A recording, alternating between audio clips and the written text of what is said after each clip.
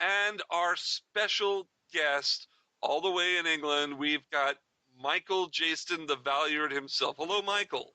Hello, Mark. How are you? I'm doing great. So, Michael, for those of us who don't, for not us, because we know about you, but there are people who are listening to the show who don't know, who is Michael Jayston? Can you tell us a little about yourself? Oh, well, from the beginning? From the beginning. Well, I was born hundreds of years ago in Nottingham. I've done quite a lot of stuff that I forget about now, especially television in England. But I found out through going to the States, like in Chicago last year and Los Angeles the year before, that you've got special channels in America, and you see things like Tinker Tailor, which was John le Carre's great, I think, a great. A lot of people didn't understand it, but they pretended they did, and I think they understood it even less in America.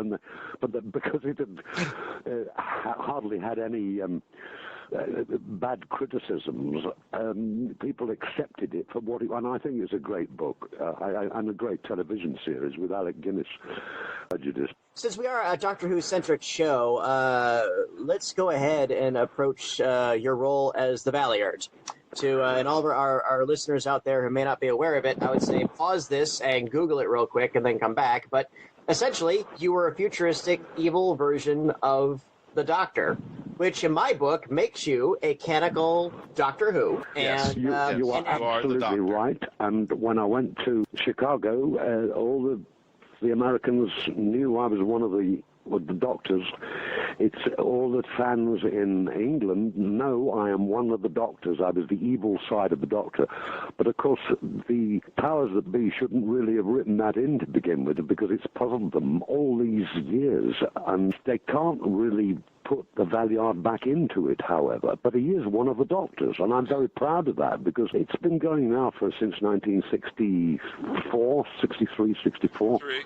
And I'm so proud to be one of the Doctors. Have you actually seen the new series as it came out? Because they do actually make mention of the Valeyard. They don't bring the character back, but they do mention it in the series as being something that they may look forward to coming up into a future episode. But it's Stephen Moffat, the way he writes things. And when the John Hurt character, who was in it about a year ago, they couldn't really work out who he was. Now, who was he? Was he one of the Valeyard? They've mentioned the Valeyard's name. And as you know, I've done the Valeyard on radio as well. Big Finish, yeah. I played him about 3 times now. We've been on panels, and the topic of the Valeyard has come on up, and I've always likened the Valeyard to an unexploded continuity bomb, which, like you said, people in charge of Doctor Who and all of its permutations have really not been quite sure what to do with it. They've acknowledged it, but it's almost been like the best they've done was maybe poke it with a stick and then walked away cautiously. How did it come about that you were cast for that? And did they tell you up front, considering, again, that was the Trial of the Time Lords season, which was a very, very unique experiment in Doctor Who storytelling, where the whole 12 episodes, one thing. 14. 14, yeah. Did they tell you up front, this is what that character's going to be? Or was it, when you got that script, it's like, oh, this is happening? No, in fact, they didn't tell me anything about it. It was an offer. I didn't have to audition or anything. They just offered it me, and I did it. And I only found out when I was doing it that I was the evil side of the Colin Baker Doctor. I only found that out when we were reading it, but the trouble was at the time, there were so many problems going on with the production, and Lord Grade didn't like Doctor Who, and there were so many rows going on. I couldn't get involved in that because it wasn't my business, but there were so many, it was a nasty atmosphere because they dropped it, as you probably know. But there were rows going on all the time about whether they were going to finish the series halfway through, because Grade, it wasn't Grade, it was 2 other people didn't like Doctor Who. They wanted to get rid of it, which was a bit appalling when you think it trudged on for a short time, and then it was dropped for about a year or so. And that was all going on at the time when we were doing it, and it wasn't a very nice atmosphere to act in, particularly. Now, Trial of a Time Lord, the bookends were written by Robert Holmes, and Robert Holmes died before episode 13 and 14 were filmed, and there was a whole thing where they couldn't use his script, and Pip and Jane Baker were brought in to write the last episode. So did you know any of this when it was going on, that the story had been changed at the last minute, the end of it? Yes, but I didn't find out till afterwards.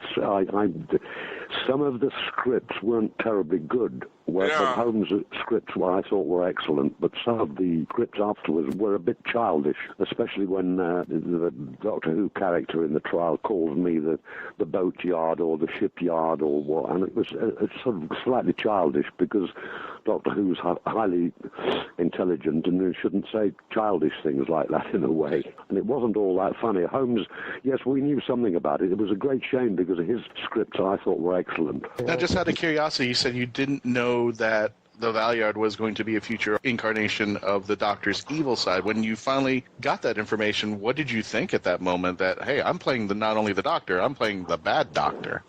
Well, I thought it was great, and I thought it would carry on with me appearing occasionally as the evil side, and how it was going to be finalized somehow, because it's still a problem, because they should really have never have written it in that he was the evil side of Doctor Who. Do you think that was a bad idea? I think it's a puzzle to them, because they don't know how to resolve it. A lot of the Doctor Who fans think it should be resolved. I concur with them, but if it's going to be resolved, I want it to be resolved right, you know? It's kind of like, I'm okay with it lingering in limbo if the alternative is, well, we'll just throw this slapdash story together and that's the end. I think it's got too complicated for them now, and Doctor Who now has progressed much further on in some ways. It's got more like a sci-fi, and there's a hell of a lot of effects that they use now, and it's much more sophisticated, so I don't see how they could actually go back and use the Valeyard as any kind of character who has any meaning in it.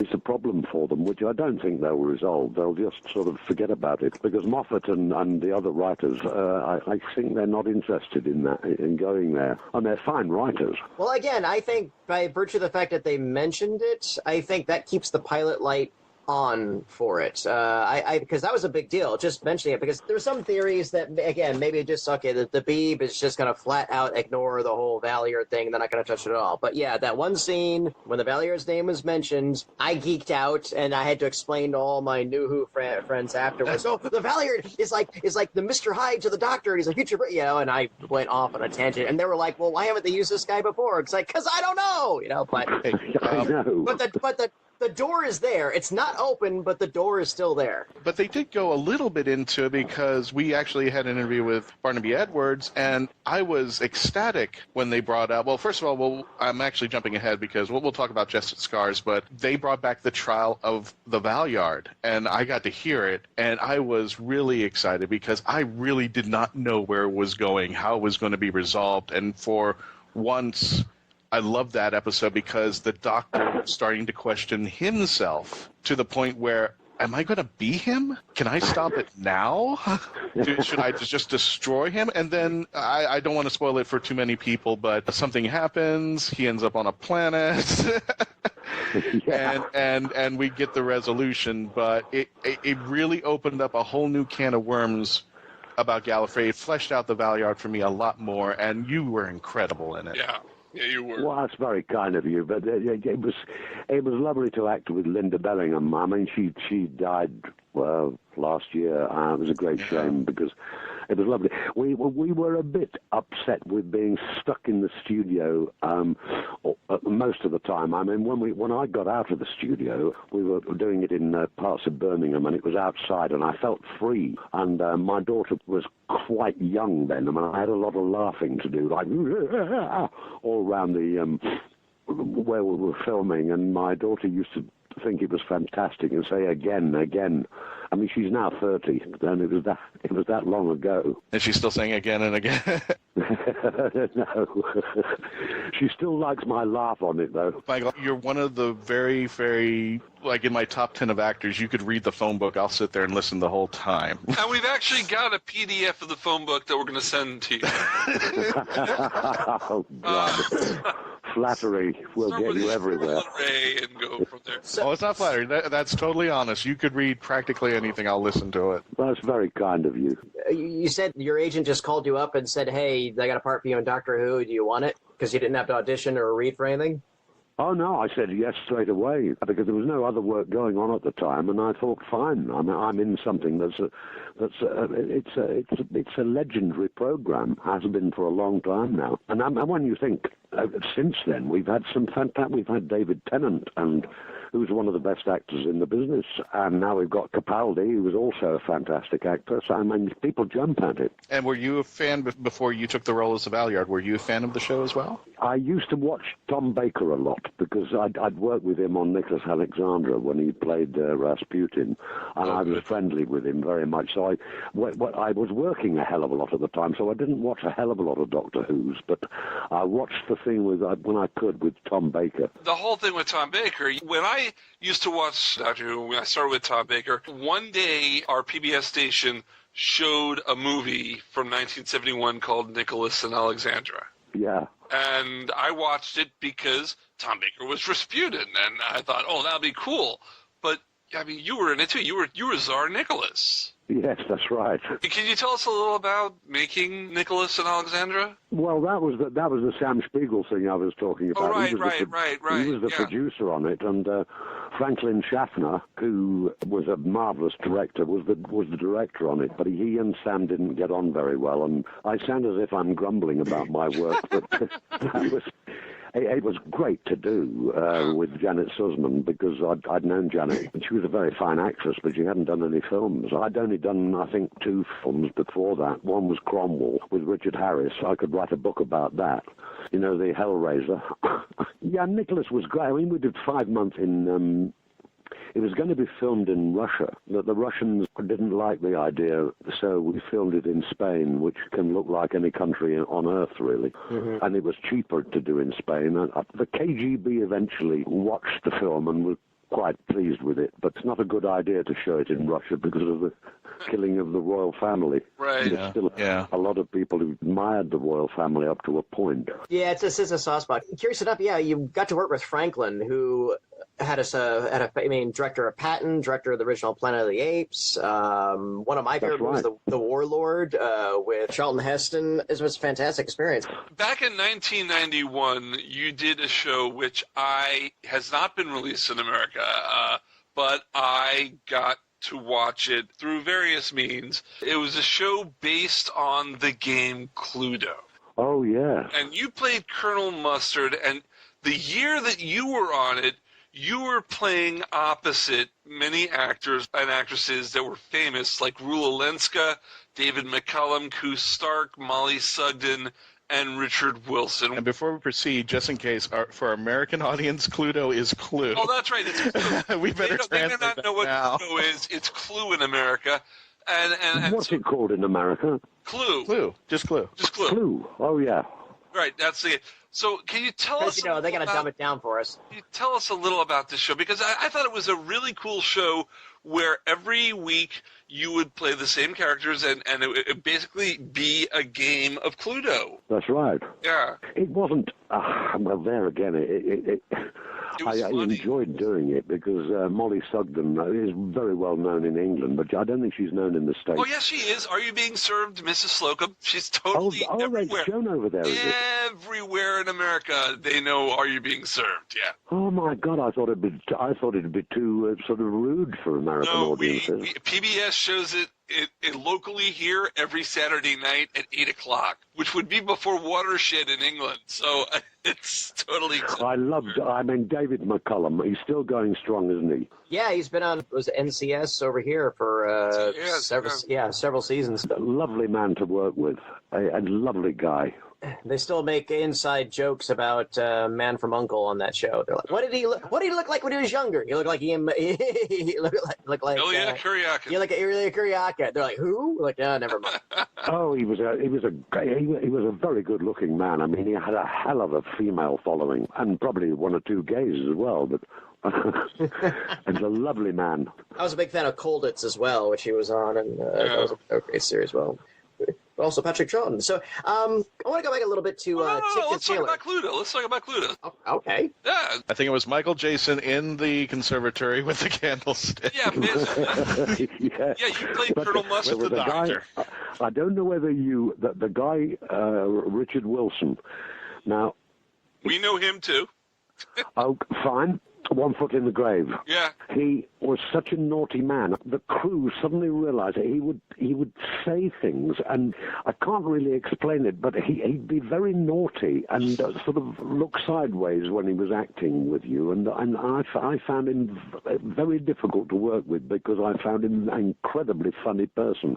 He's one of the wittiest, funniest men I've ever met, considering he played that part in 1 Foot in the Grave where he was one of the grumpiest people on earth. Oh, He was an incredibly funny man, and did sort of slightly naughty things. I can't quite explain what I mean, but he made me laugh quite a lot. And I said to him, he said, well, I'm a minimalist actor, and he'd say things in a sort of peculiar way that were funny, but the general public wouldn't realize that he was just sort of slightly sending it up, I suppose. Well, I appreciated Cluedo, and funny enough, there were other seasons that they did with other actors, including Tom Baker. Tom Baker was on a different season of Cluedo. I just want to pull it back a little to Doctor Who. Oh, definitely. Go ahead. We jumped it over a little bit. We were talking about the trial of the Valeyard, but going back a little bit in time, you did He Jested Scars. Oh, yeah. It's one of the what-ifs questions from Big Finish. Doctor Who Unbound. Yeah, because it did not only flesh out more of the Valeyard's character, but we got to see a Mel from Bonnie Langford we had never expected, and I think this should have been the Mel that reflected off to the TV series, which she didn't get a chance to do. Tell us a little bit about that audio, He Jested Scars, and your take on it, and what happened nearly at the end when the Valeyard has to confess to Mel, you know what, I screwed up. Well, I don't want to ruin it for people who might haven't heard it yet and want to buy it. But Oh, yeah. it was they're very, very well written scripts. Yeah. And I hadn't seen Bonnie for a long time, and she's amazing to look at. I mean, she's around about 50 now, and she's a lovely, lovely lady. Yeah. And I remember, well, I'm so old-fashioned. I was on my mobile when we were doing it in one of the coffee breaks, got my mobile out, and Bonnie Langford laughed at it because it's about 7 years old. Have you ever had your mobile phone laughed at? He said, that's virtually an antique. I said, well, how much did yours cost? And she said, oh, £750. Mine cost about 60 quid 7 years ago.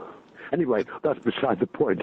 It was the scripts are so good on that obviously, you know, sometimes I get radios and I turn them down because the scripts are awful. But these scripts are excellent stuff, and in some ways better than some television scripts that you get. Beautiful, lovely acting, and a good cast, and very good director. What's something that you read the script for? Anything, either radio, film, or television, that you just said, no way, this is terrible? No, I can't remember any names. I never turned down anything that became famous. I never made those kind of mistakes, because some actors can turn down things and you find out it becomes a great big event.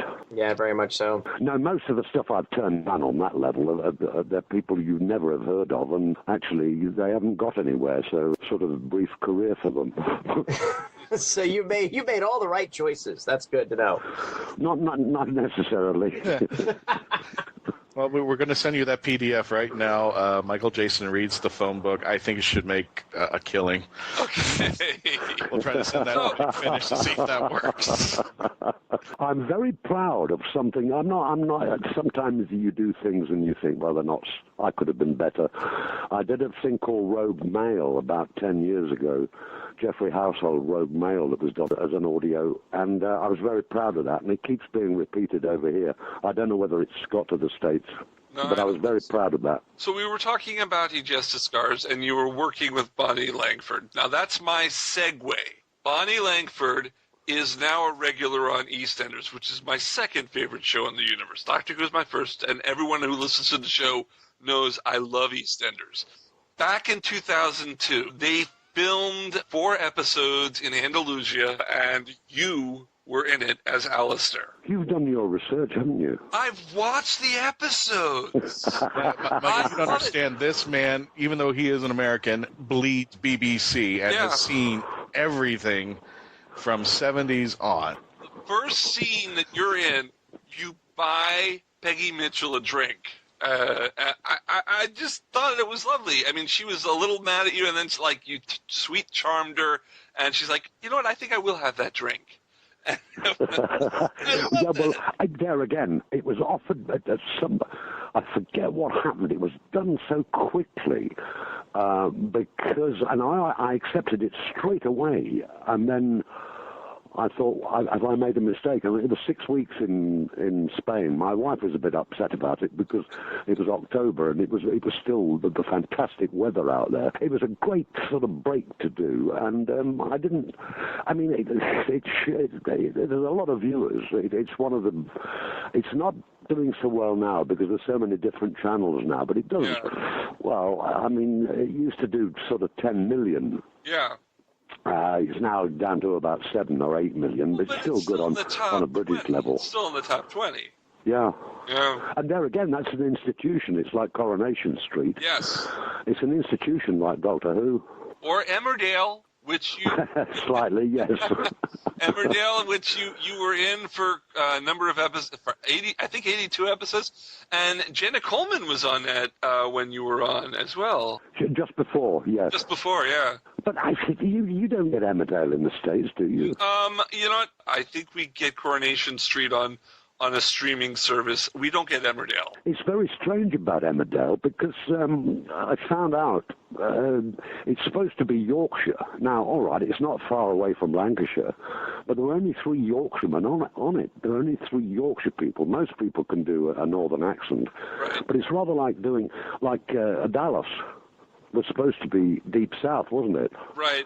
And you've got a hell of a lot of American actors who didn't come from the South, but they approximated to the accents. It's the same sort of thing, really. We've got to take a break right here, and we'll be back with more of our interview with Michael Jayston, Mark Baumgarten. With me are Christian Basil, Patty Hawkins, and our special guest, the Valeyard, or should I say, Michael Jayston. I haven't heard this yet. I have to confess, I have the CD sitting at home, and I am waiting to do this, but unfortunately, at least for now, The Last Ride of the Valeyard, The Last Adventure with Colin Baker. You were so good at that. The Last Adventure was really good. I thought it sent off Colin Baker well, and you did a great job in that. It was a marvelous part to do. I mean, when you think about it, you play a villain, and up to a point you can do anything you like. Right. And it's the same as Doctor Who nowadays. They often say if adults don't understand Doctor Who now, and a lot of people have said that they don't like some of the storylines and they don't understand them. One of the critics said, if you don't understand it, get a 6-year-old to watch it with you. There you go. Yeah. You do need imagination. Big Finish are understandable. It's not like the Stephen Moffat stories that go crazy and sometimes don't make sense. The Big Finish, they do a great job. I agree with you. Big Finish do so many other programs. Prisoner, Blake they do 7. Sherlock Holmes and various other things. Omega Factor. They did Sapphire and Steel before they did Tomorrow People. I mean, they've done a lot of things. Yeah. Yeah. Is there a Big Finish series that you want to jump on? Well, they said when I finished that one last year, they said that don't worry, that there's a lot of work around. I haven't had anything yet, but they said they'd employ me again, and I believe them. The food there is unbelievable. You have a great voice. It's perfect. Thank you. I've just finished doing, I finished it about 4 months ago. It's gone out now. I did a book written by a guy called Adam Sisman, the biography of John le Carre. Oh, wow. With his full approval. The audio's just gone out. Is that on Audible? Yes. Wow. I have to get that. Yeah, it went out, I think it went out about a couple of weeks ago, and it got quite good notices. It's slightly overlong, and I think although he gave Adam Sisman full approval, and they met over a 2-year period, and he gave them all his life story and things like that. I don't think he's all that satisfied, because he's now writing his own, which will come out around about June, I think, or July. And again, that's full circle, because, again, you're in the original BBC miniseries, Tinker Tailor Soldier Spy by Le Carre. Which I am a huge fan of that, by the way. It's odd because I remember my dad watching it as a kid, and of course, it's about spies, and of course, being 9 years old, I was like, okay, James Bond and girls' bikinis, everything else. You were 9 years old? Yeah, I was 9 years old, and good God. Never mind. But the point is that I revisited it about we'll just say as an adult, and I think when it rolled over on DVD, and it blew my mind just at the levels of it, and what you said earlier, that a lot of people didn't get it, and a lot of people pretend to get it, but they don't. I could very easily see that, because that is so many. I agree with you entirely. I've done all his novels on audio. Yeah, I'm looking apart at from this one right which now. he did himself, because it was so personal. Well, the last one he did, but I've done all of them, and the critics. Some of the critics who don't like him, and there's one or two who say he's a genre writer, but it's the same. It's like saying Chopin was a genre composer because he only composed for the piano. I mean, it's nonsense. A good writer is a good writer is a good writer, I think. And he happened to write his first few novels about spies and the MI5 and MI6 and the CIA. And, of course, those organizations didn't approve of what he was writing, because he had worked for MI5 and MI6. But he's a marvelous writer, I think. Absolutely, absolutely. And on the set there on Tinker Tailor, you got to work with two of my favorites. You got to work with Alec Guinness and Ian Richardson. What was that experience like? Oh, well, I'd known Ian at the Royal Shakespeare Company, a marvelous actor. And he well, I mean, it's ridiculous. I mean, he should have been knighted. He did the one that Kevin Spacey now is doing on Netflix. The House of Cards. Yeah. House of Cards. Yeah, and that's serious too, because Ian Richardson over here in the United States is starting to get noticed, because people they love House of Cards, then they hear about the British version, and I warn everybody, don't see the whole thing, otherwise you'll ruin the end of the American one. But people have come to me and said, look, I like the British guy better than Kevin Spacey, and I love Kevin Spacey. So Richardson's version of Francis Urquhart is a lot more impish and playful than the attitude that Spacey is. But the point of the matter is, Ian Richardson was great. He had a great turn of Sherlock Holmes, which I really enjoyed in a couple of adaptations as well. But Richardson, I think he was a fantastic actor. Although I met Kevin Spacey a couple of times. We're having a cup of coffee when we were rehearsing somewhere. When he did a great job with the old Vic. I mean, I admire that man so much, and he's a brilliant, brilliant actor. He's different to Ian Richardson in House of Cards, but he's a brilliant performer, and he's done so much good for the English theatre when he was in charge of the old Vic. Fantastic. So he's an Anglophile as well, of course. So many people like Judi Dench and Maggie Smith adore him. I know Alec Guinness actually kind of struggled with, or at least he had a lot of concerns going into the role of George Smiley. Did any of that play over on the set? He didn't want to do it to begin with, because he didn't think he was quite right for it. He wasn't a method actor at all, but he deliberately put weight on, which is a bit silly, because unless you film somebody sideways, you don't see that they've got a belly. Yeah, I remember Leclerc always described Smiley as looking like a disheveled bookie. Yeah. But nowadays, Le Carre himself, well, his real name's David Cornwall, and Le Carre himself said that afterwards, when he wrote a few more things with Smiley in it, he based it on what Alec Guinness had done as the character.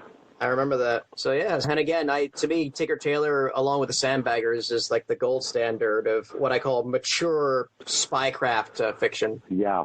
Now, you got to work with Del Boy in 1996, Only Fools and Horses. Well, you're coming up with. I mean, you've done an amazing amount of research. Well, thank you. It's not research. He's seen this stuff. I have seen it all.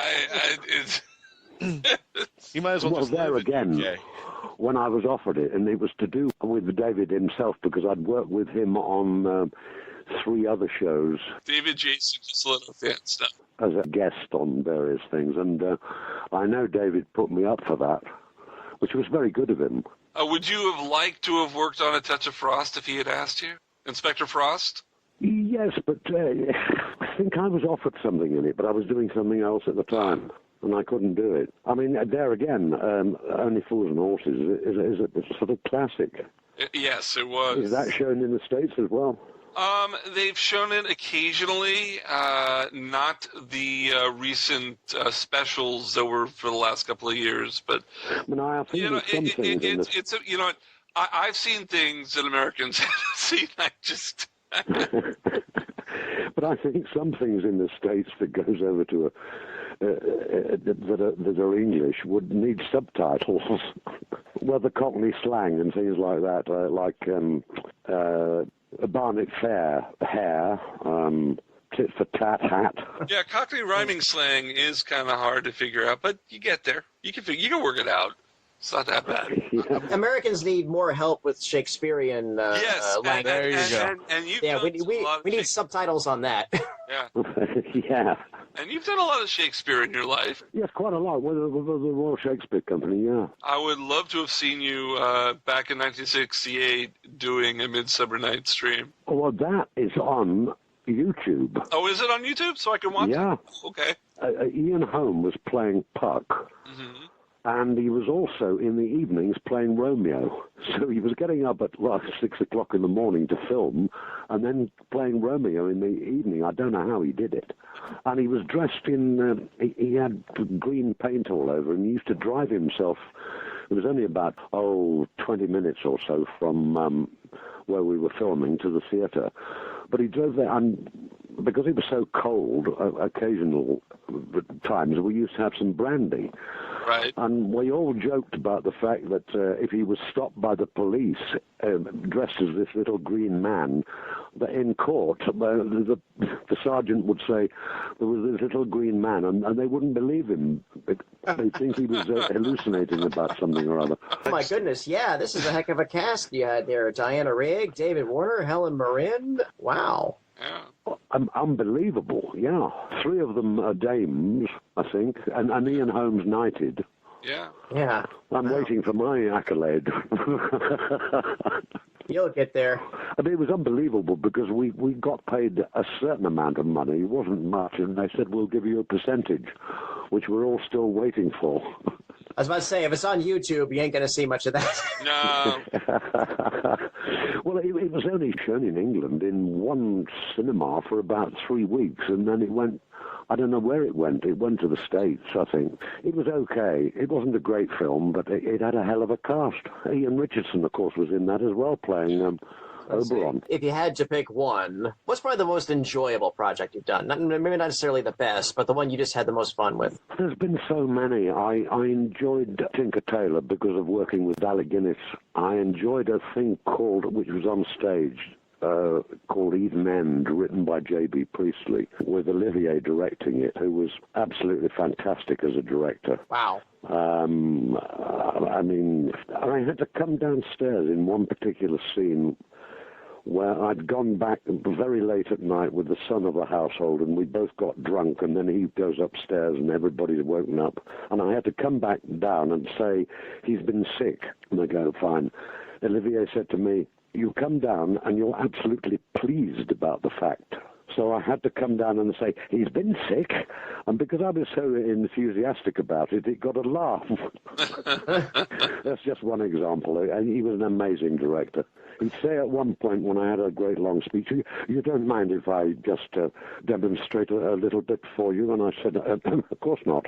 And he'd do it brilliantly. And then I'd sort of think, well, latch onto that if you can.